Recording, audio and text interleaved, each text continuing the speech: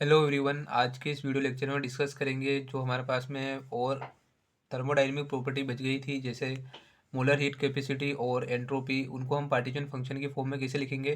तो सबसे पहले हम देखते हैं मोलर हीट कैपेसिटी को हम पार्टीशन फंक्शन की फॉर्म में कैसे लिख सकते हैं। तो मोलर हीट कैपेसिटी दो टाइप की होती है, एट कॉन्स्टेंट वॉल्यूम और एट कॉन्स्टेंट प्रेशर, ठीक है, जिसे हम सी और सी से रिप्रेजेंट करते हैं। तो सी जो होती है एट कॉन्स्टेंट वॉल्यूम होती है और उसकी वैल्यू जो होती है du/dt एट कॉन्स्टेंट वॉल्यूम होती है। तो हमको क्या करना है, बस जो हमारे पास में इंटरनल एनर्जी के लिए फंक्शन आया था उसको डिफ्रेंशिएट कर देना है विथ रिस्पेक्ट टू टी। तो डेल अपॉन में डेल टी, ठीक है। और ये इंटरनल एनर्जी का फंक्शन है और ये किस तरह से डिराइव हुआ था ये हमने पिछले वीडियो में देख लिया है। तो बस एज इट इज़ इसका जो फंक्शन है, इसका जो हमारे पास में एक्सप्रेशन है उसको यहाँ पे हमको लिख देना है एन के टी स्क्वायर और ब्रैकेट के अंदर del L N Q upon में D T at constant volume, ठीक है। तो बस इतना सा करना है। ये होती है एट कॉन्स्टेंट वॉल्यूम पे जो हमारे पास में मोलर हीट कैपेसिटी होती है, जिसे सी से रिप्रेजेंट करते हैं। और सी निकालने के लिए हम क्या करेंगे, एट कांस्टेंट प्रेशर। हम जानते हैं कि जो हमारे पास में सी माइनस सी जो होता है वो क्या होता है, आर होता है, ठीक है। तो इसका यूज़ करके हम क्या कर सकते हैं, C P minus C V equal to R. और अगर मोल्स एन हो तो ये क्या हो जाएगा, एन आर हो जाएगा। तो सी पी इक्वल टू क्या हो जाएगा, सी वी इधर जाके जुड़ जाएगा तो क्या हो जाएगा, plus N R plus C V, ठीक है। सी वी की वैल्यू जो है हमने यहाँ पे पुट कर दी है, तो क्या हो जाएगा डी अपॉन में D T of N K T square D L N Q upon में D T at constant volume, और ये भी एट कॉन्स्टेंट वॉल्यूम। तो ये क्या है, मोलर हीट कैपेसिटीज़ है in terms of partition function. अब हम देखते हैं entropy in terms of partition function. Entropy को पार्टीशन फंक्शन की फॉर्म में समझने के लिए सबसे पहले हमको एंट्रोपी का फॉर्मूला पता होना चाहिए। तो हम जब क्लासिकल मैकेनिक्स की बात करते हैं तो वहाँ पे जो है हमारे पास में एस इक्वल टू क्या होता है, के बी एल एन डब्ल्यू, ठीक है। ये रिलेशन बार बार आता है, यानी कि जो एंट्रोपी होती है वो जो हमारे पास में थर्मोडायनेमिक प्रोबेबिलिटी है उससे रिलेटेड होती है। और क्या होती है, S equal to K B जो कि बोल्ट्जमान कांस्टेंट है, और एल एन ऑफ डब्ल्यू, ठीक है। तो यहाँ पे हमारे पास में क्या आती है, थर्मोडायनेमिक प्रोबेबिलिटी। तो यहाँ पे हमको दो केस देखने पड़ेंगे, जब हमारे पास में पार्टिकल डिस्टिंग्विशेबल होंगे और पार्टिकल क्या होंगे, इनडिस्टिंग्विशेबल होंगे। तो W क्या है, थर्मोडायनेमिक प्रोबेबिलिटी है in case of distinguishable and indistinguishable particle. अगर पार्टिकल डिस्टिंग्विशेबल होंगे तो हम सीधा ही जो हमारे पास में मैक्सवेल बोल्ट्जमान स्टैटिक्स के लिए थर्मोडायनेमिक प्रोबेबिलिटी यूज़ करते हैं वो यूज़ करेंगे, यानी W equal to N factorial pi I और G I raise to the power N I upon में एन आई फैक्टोरियल। और अगर इनडिस्टिंग्विशेबल पार्टिकल होंगे तो इस फॉर्मूला का यूज़ करेंगे, जो कि है W equal to pi I G I N I upon में एन आई फैक्टोरियल, ठीक है। और हम जानते हैं कि अब हमको क्या करना है कि एक बार इसकी वैल्यू हमको इसमें रखनी है और एक बार इसकी वैल्यू इसमें रखनी है और इसको सोल्व करना है। तो हमारे पास में कहेंगे दो एक्सप्रेशन आएंगे एंट्रोपी के लिए, एक डिस्टिंग्विशेबल पार्टिकल होंगे तब, और एक जब हमारे पास में इनडिस्टिंग्विशेबल पार्टिकल्स होंगे, ठीक है। तो इसका ये जो नेचुरल लॉग जब हम इसका लेते हैं, ये तो हमने सोल्व कर रखा है तो इसकी तो वैल्यू हमको पता होती है, ठीक है। जब मैक्सवेल बोल्ट्जमान स्टैटिक्स की मैंने बात की थी और उसके डिस्ट्रीब्यूशन लॉ को डिराइव किया था, तब हमने इसका लॉग की जो वैल्यू थी वो देखी थी, लेकिन हमने इसको सोल्व नहीं किया अभी तक। तो पहले हम क्या करेंगे, इससे स्टार्ट करेंगे, ठीक है। तो हम क्या यूज़ करेंगे, ये इक्वेशन थ्री से जो डब्ल्यू की वैल्यू है वो इक्वेशन वन में पुट करके इसको सोल्व करते हैं। तो हमारे पास में एंट्रो की वैल्यू क्या, एंट्रोपी की वैल्यू क्या आती है, S equal to K B natural log of pi I G I raise to the power N I upon में एन आई फैक्टोरियल, ठीक है। ये कब है, जब हमारे पास में पार्टिकल क्या होंगे, इनडिस्टिंग्विशेबल होंगे, ठीक है। अब हम इसको सोल्व करते हैं। तो ये इसकी वैल्यू हमारे पास में क्या आ जाएगी, S equal to K B. और जब हम इसका नेचुरल लॉग लेते हैं, क्योंकि हम जानते हैं कि ये क्या है, मल्टीप्लिकेटिव प्रॉपर्टी है यहाँ पे ये, यानी कि G one raise to the power N one multiply by G two raise to the power N two. तो इस तरह से है। तो जब हम इसका लॉग लेते हैं तो क्या हो जाता है, समीशन में चेंज हो जाती है। तो ये क्या हो जाएगा, समीशन आई क्यों होती है ये मैंने आपको बता रखा है, क्योंकि हम जानते हैं कि अगर ए मल्टीप्लाई बाई बी होता है और हम इसका क्या लेते हैं, नेचुरल लॉग लेते हैं, तो लॉग का फॉर्मूला होता है L N A plus L N B. तो इसलिए ये क्या हो जाएगा, मल्टीप्लाई, क्योंकि अगर इसके अंदर क्या हो, ए मल्टीप्लाई बी से और इस तरह से ही हो, तो वो किस में हो जाएंगे, समीशन में चेंज हो जाएंगे, ठीक है। इसलिए हमने इसको पाई को किस में चेंज कर दिया, समीशन ऑफ आई। और इस तरह से ये क्या हो जाएगा, एल एन ऑफ, एक बार इसका हम करेंगे, ठीक है। तो ये हो जाएगा एन आई, तो इसकी पावर में है तो ये बाहर आ जाएगी एन आई, और ये हो जाएगा जी आई, ठीक है। इसी तरह से जब ये जो है ए अपॉन बी की फॉर्म में है, तो जब ए अपॉन बी की फॉर्म में होता है तो क्या होता है, ए माइनस बी होता है, natural log of A minus natural log of B. तो यहाँ पे क्या हो जाएगा, समीशन ऑफ आई, और ये हो जाएगा L N of N I factorial. तो अब हमको क्या करना है, हमारे पास जो स्टर्लिंग फॉर्मूला है उसका यूज़ करना है, यूज़ करेंगे हम स्टर्लिंग फॉर्मूला। तो स्टर्लिंग फार्मूला का जब हम यूज़ करते हैं, हम जानते हैं कि L N of X factorial जो होता है वो होता है X L N X minus X. तो यही चीज़ हम यहाँ पे यूज़ करने वाले हैं। तो एस की वैल्यू हमारे पास में क्या हो जाएगी, के बी।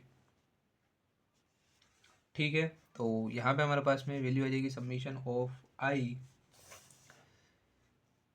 और इसकी वैल्यू होगी, और यहाँ पे ये ब्रैकेट है क्योंकि ये जो के बी है इन दोनों से मल्टीप्लाई में है, तो इसलिए के बी जो होगा इस तरह से हम लिखेंगे। ठीक है, तो ये हो जाएगा N I L N G I, और ये होगा माइनस, इसकी वैल्यू हमारे पास में क्या आएगी, समीशन आई, और इसको हम किस तरह से लिखेंगे, ब्रैकेट में एन आई और एल एन एन आई माइनस एन आई। ये हमने क्या किया है, बेसिकली इसको स्टर्लिंग फॉर्मूला का यूज़ करके ओपन किया है। अब इसको जो है ब्रैकेट को जो है हम ओपन करेंगे, तो इसको एक बार इसके साथ लिखेंगे, एक बार इसके साथ। तो हमने यहाँ पे जस्ट क्या किया है कि समीशन आई को एक बार इस टर्म के साथ लिखा है और एक बार इस टर्म के साथ लिखा है, और यहाँ पे जो नेगेटिव साइन है इस नेगेटिव साइन के साथ क्या हो गया, पॉजिटिव। ठीक है, अब हम क्या करेंगे, यहाँ पे ये दो टर्म है हमारे पास में, इसमें क्या आ रहा है, समीशन एन आई कॉमन आ रहा है, इसमें भी समीशन एन आई कॉमन आ रहा है, और ये क्या है, L N A minus L N B की फॉर्म है ये। ठीक है, तो इसको हम लॉग के फॉर्मूले का यूज़ करते हुए क्या लिखेंगे, ए अपॉन बी, तो ये क्या हो जाएगा, के बी, और एक स्टेप यहाँ पे हम इंक्रीज़ कर देते हैं, ये सबमिशन एन आई। ठीक है, इसको हमने कॉमन ले लिया है, और ये क्या हो जाएगा, L N G I minus L N N I, और plus summation N I as it is रहेगा। ठीक है, तो यहाँ पे क्या है, log a minus log b, तो log a अपॉन b होता है, तो s will be equal to क्या हो जाएगा, के बी, और ये सबमिशन एन आई, और ये हो जाएगा एल एन, ठीक है, जी आई अपॉन में एन आई, और प्लस हमारे पास में क्या है, सबमिशन आई और एन आई। और अब हमको यहाँ से क्या करना होगा कि हम जानते हैं कि जो L N G I upon में एन आई की वैल्यू जो होती है वो मैक्सवेल बोल्ट्जमैन जब स्टैटिक्स को हम एक्सप्रेशन को सोल्व करते हैं तो वहाँ पे हम देखते हैं कि जो हमारे पास में लास्ट फॉर्मूला आता है वो क्या आता है, यहाँ पे एक बार मैं लिख देता हूँ, जी आई अपॉन में एन आई की जो वैल्यू हमारे पास में आती है वो आती है E raise to the power alpha plus beta E I की इक्वल आती है। ठीक है, यहाँ से हम क्या निकालते हैं, एन आई की वैल्यू निकालते हैं जो कि आती है जी आई अपॉन में E raise to the power alpha plus beta E I, तो जी आई अपॉन में एन आई की वैल्यू ये निकल के आती है। तो यहाँ से हम क्या कर सकते हैं, अगर हम इसका लोगरिथम लेते हैं तो मैं इसको क्या लिख सकता हूँ, L N of G I upon में एन आई वो किसके इक्वल होगा, alpha plus beta E I के। तो यही चीज़ हम यहाँ पे लिख सकते हैं। तो इस तरह से हमारे पास में क्या वैल्यू आ जाती है, S equal to K B. ठीक है, सबमिशन ऑफ एन आई, और यहाँ पे क्या हो जाएगा, L N N G I upon में एन आई की जगह हमको लिखना है अल्फ़ा प्लस बीटा ई आई, और प्लस यहाँ पे क्या हो जाएगा, प्लस सबमिशन आई एन आई। ठीक है, तो अब हम क्या करेंगे, के बी को एक बार इसके साथ लिखेंगे और के बी को एक बार इसके साथ, और तो इस तरह से हमारे पास में इक्वेशन क्या हो जाएगी, के बी। ठीक है, यहाँ पे हमने बेसिकली क्या किया है कि जो जी आई अपॉन में एन आई है उसकी वैल्यू को यहाँ पे हमने पुट किया है L N G I upon में एन आई, और एज इट इज़ हमने इसको लिख दिया है के बी ब्रैकेट सबमिशन आई और N I alpha plus beta E I plus summation I N I. अब कुछ नहीं करना है हमारे को, के बी को एक बार इससे मल्टीप्लाई करना है और एक बार इससे, तो हमारे पास में क्या आता है, के बी, और इसे मल्टीप्लाई करेंगे तो क्या आएगा, सबमिशन एन आई और alpha plus beta E I plus के बी और सबमिशन आई ऑफ एन आई।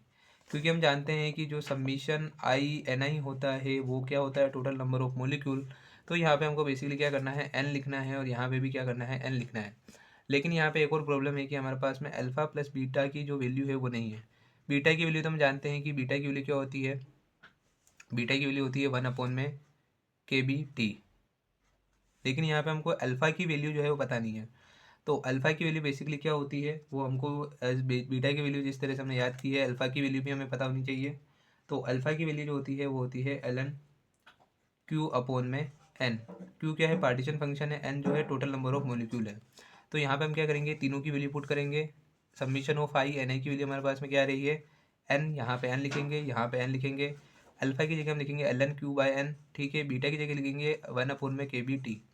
तो इक्वेशन कुछ इस तरह से हमको दिखाई देगी। तो इक्वेशन कुछ इस तरह से हमको दिखाई देती है, एस इक्वल टू क्या हो जाएगा, K B summation of I N I हम चाहते हैं तो इसकी जगह कैपिटल एन भी लिख सकते थे, टोटल नंबर ऑफ मॉलिक्यूल है जैसे हमने यहाँ पे लिखा है। लेकिन अभी हमको क्या करना है, इस एक्सप्रेशन को सोल्व करना है, तो इसके लिए हमको इसकी ज़रूरत पड़ेगी। हम चाहें तो बाद में भी क्या कर सकते हैं, एन की वैल्यू को पुट कर सकते हैं, लेकिन हम इसको एक बार एज इट इज़ रहने देंगे, ठीक है। तो ये क्या है, समीशन एन आई और L N Q by N as it is है, प्लस ई आई अपॉन में K B T as it is है। अब एक बार इसको इससे मल्टीप्लाई करेंगे, एक बार इससे मल्टीप्लाई करेंगे, तो एस की वैल्यू हमारे पास में क्या आ जाएगी, के बी। और अब हम इसकी क्या कर सकते हैं, इसको समीशन ऑफ एन आई और एल एन, ठीक है, क्यू बाय एन, और प्लस यहाँ पे क्या हो जाएगा, K B submission N I और ई आई, ठीक है। अब आपको पता चल गया होगा कि हमने यहाँ पे इसको कैपिटल एन में कन्वर्ट क्यों नहीं किया था, क्योंकि ये जो है इंटरनल एनर्जी का फॉर्मूला होता है सबमिशन आई एन आई ई आई, ठीक है। तो यहाँ पे बस हमको क्या करना है, इंटरनल एनर्जी का एक्सप्रेशन को यहाँ पे पुट करना है, और यहाँ पे नीचे क्या है, के बी टी, और यहाँ पे प्लस है हमारे पास में के बी एन। तो यहाँ से के बी कैंसिल हो जाएगा और ये बचेगा यू बाई टी। तो अब हम यहाँ पे जो है इसकी वैल्यू पुट कर सकते हैं, तो ये क्या हो जाएगी, के बी और capital N total number of molecule और L N Q by N, और ये जो है हमारे पास में क्या है, इंटरनल एनर्जी है, तो इसको हम लिखेंगे यू अपॉन में टी प्लस के बी एन। और क्योंकि हम जानते हैं कि जो के बी एन होता है उसको हम क्या लिख सकते हैं, के बी और एन की वैल्यू जो होती है स्मॉल एन इंटू, जो क्या लिखते हैं हम, एन इक्वल टू क्या होता है, स्मॉल एन इंटू एन है। तो यहाँ पे क्या हो जाएगा, एन इंटू एन ए, क्योंकि K B into N A R होता है, तो ये क्या लिख, इसको हम एन आर भी लिख सकते हैं, यानी कि के बी एन को हम क्या लिख सकते हैं, एन आर। तो इस तरह से ये हमारे पास में क्या आ जाता है, ठीक है। इस तरह से हम इसको N R L N Q by N और plus U by T plus N R भी लिख सकते हैं, ठीक है। ये हमारे पास में फाइनल एक्सप्रेशन आता है, जो कि क्या है, एंट्रोपी को पार्टीशन फंक्शन के फॉर्म में लिखा जाता है इस तरह से, ठीक है। यहाँ पे पार्टीशन फंक्शन है ये, और ये एंट्रोपी है। तो ये इक्वेशन क्या हो गई हमारे पास में, फोर्थ। इसी तरह से अगर हम डिस्टिंग्विशेबल की बात करेंगे तो उसके लिए हमको क्या करना है, तो जब हम डिस्टिंग्विशेबल पार्टिकल की बात करते हैं तो बस आपको कुछ नहीं करना है, S equal to as it is यहाँ पे N R L N Q by N और प्लस यू बाय टी तक लिख देना है, ठीक है। इस वाली टर्म को आपको छोड़ देना है। तो ये जो वैल्यू आपके निकल के आएगी, जब पार्टिकल आपके डिस्टिंग्विशेबल होंगे, डिस्टिंग्विशेबल होंगे, तब जो है ये वाली टर्म आप यूज़ करोगे, ठीक है। तो ये हमारे पास इक्वेशन 5 आ जाएगी। तो इस तरह से हमारे पास में दो एक्सप्रेशन आते हैं एंट्रोपी के लिए in terms of partition function, ठीक है। एक जब हमारे पास पार्टिकल इनडिस्टिंग्विशेबल होते हैं, और एक पार्टिकल जब डिस्टिंग्विशेबल होते हैं, ठीक। तो यहाँ पे इनडिस्टिंग्विशेबल के लिए हमने थर्मोडायनेमिक प्रोबेबिलिटी का फॉर्मूला अलग यूज़ किया है, और अगर आप डिस्टिंग्विशेबल के लिए कैलकुलेट करना चाहो तो आपको थर्मोडायनेमिक प्रोबेबिलिटी का जो फॉर्मूला है डिस्टिंग्विशेबल के लिए यूज़ करना है, और एज इट इज़ आपको अल्फा की वैल्यू पुट करनी है in terms of partition function, और इस तरह से आपके पास में वैल्यू आ जाएगी। तो आई होप कि आपको ये वीडियो हेल्पफुल लगा होगा, तो वीडियो को लाइक करें और हमारे चैनल को सब्सक्राइब करें। Thanks for watching.